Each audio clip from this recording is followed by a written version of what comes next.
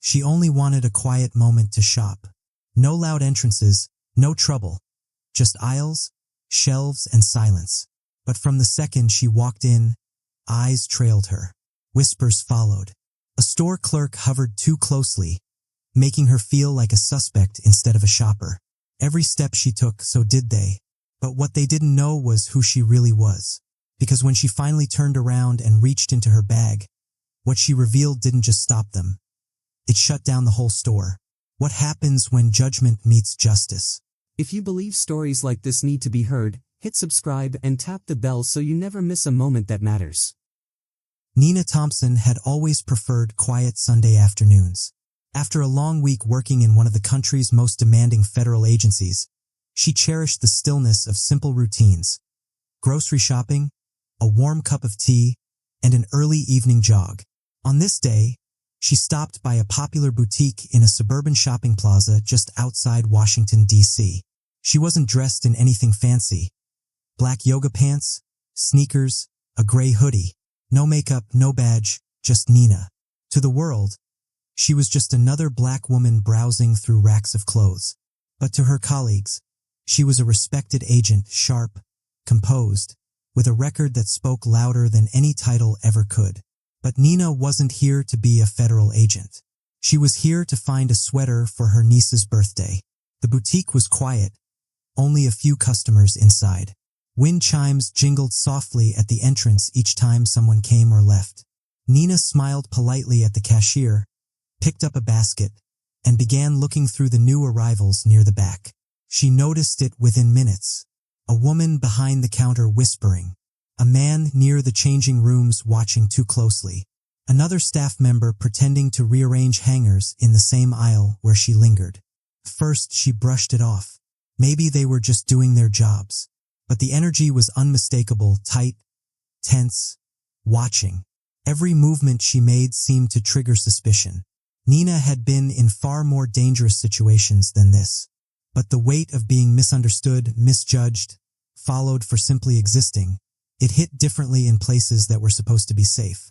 She stayed calm, observant, silent, but inside something was building. Nina continued browsing, refusing to let the tension shake her. She focused on the clothes, touching fabrics, comparing colors, but the unease crept in like a slow-moving fog. A rack of dresses rustled as a young employee brushed past her again. Far too close, pretending to straighten hangers. Their eyes met for a split second. The girl quickly looked away. A few minutes later, Nina caught a whisper from behind the checkout counter. "Just watch her. She's been here a while." Another responded, "Yeah, and she keeps touching everything. You know how they are." Nina's hand froze midair, gripping a blouse. They. That word always cut deep, too familiar, too casual. She wasn't just being watched. She was being profiled. Then came the moment that shifted everything. As she moved toward the fitting room with a couple of items, a tall man with a shaved head, clearly a supervisor, stepped into her path. His smile was thin, rehearsed. "Can I help you with something?" he asked, his tone wrapped in suspicion. "No, thank you. Just heading to try these on." He glanced at the clothes in her hand, then back at her. "Actually, we've had some issues lately. Store policy says we need to hold your bag while you try things on." Nina paused. Her bag, her personal property, was slung over her shoulder, zipped tight. Inside it was her wallet, phone, keys, and her federal credentials. She raised an eyebrow. "That your store policy? Or just for me?"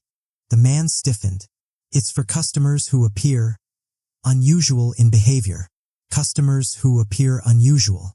Nina's heart pounded, not out of fear, but restraint. She had handled hostage negotiations, threats to national security. But standing in a boutique being treated like a criminal for browsing? Cut in a way bullets never could. She took a slow breath. "You've got cameras. You've got staff. And I've been nothing but respectful. What behavior exactly concerns you?" Before he could answer, the store manager arrived, clearly summoned. She tried to smooth things over with a syrupy voice. "Ma'am, we just want to ensure everyone's safety." We reserve the right to check belongings if necessary. Nina knew exactly what this was. It wasn't about safety. It wasn't about store policy. It was about how they saw her. Still calm, still polite. She nodded. Sure. You want to see what's in my bag? The man smirked, assuming he'd won. Go ahead, he said. Nina slowly reached into her bag, deliberate, no sudden moves. She pulled out a leather wallet, opened it, and let her badge catch the light. Federal Bureau of Investigation. Her ID stared back at them, bold and undeniable. The room fell silent. The employees stiffened, faces draining of color. The girl who had followed her gasped audibly. The manager's fake smile melted into panic. And Nina? She just looked at them, no rage, no revenge. Just the heavy silence of truth laid bare. The moment her badge flashed, the store transformed. The arrogance drained from the supervisor's face as reality crashed over him. The same people who had followed her, whispered about her, accused her, were now frozen in shame. The manager stuttered, trying to backpedal with phrases like misunderstanding and routine procedure. But the damage was already done. Nina didn't yell.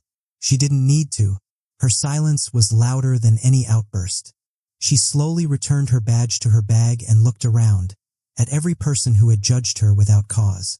Her voice, calm and low, cut through the silence like a blade. You didn't see a customer. You saw a threat. The store manager tried again. We didn't know who you were. Nina looked her dead in the eye. That's the point. There was no dramatic exit, no viral moment, just quiet truth and the heavy discomfort it left behind. Nina walked out of the store with her head high and dignity intact, leaving behind a room full of people who suddenly had to confront the weight of their own bias. And not one of them could unsee what had just happened. Nina never filed a complaint. She didn't demand an apology or post about it online. She didn't have to, because the lesson was already written on every stunned face she left behind. She wasn't just shopping that day. She was a mirror, exposing a truth they couldn't deny. That bias doesn't always shout. Sometimes, it whispers from behind sales counters and fake smiles. What hurt most wasn't the suspicion, it was how normal it had become. Nina returned to her quiet life, her badge back in its place. But that store, those workers, they would remember her. Not just as an agent, but as the woman who made them confront what they never wanted to see. Because in a world quick to judge, sometimes the strongest justice is the truth, revealed in silence. And the question still lingers. How many more have to prove they belong before things finally change?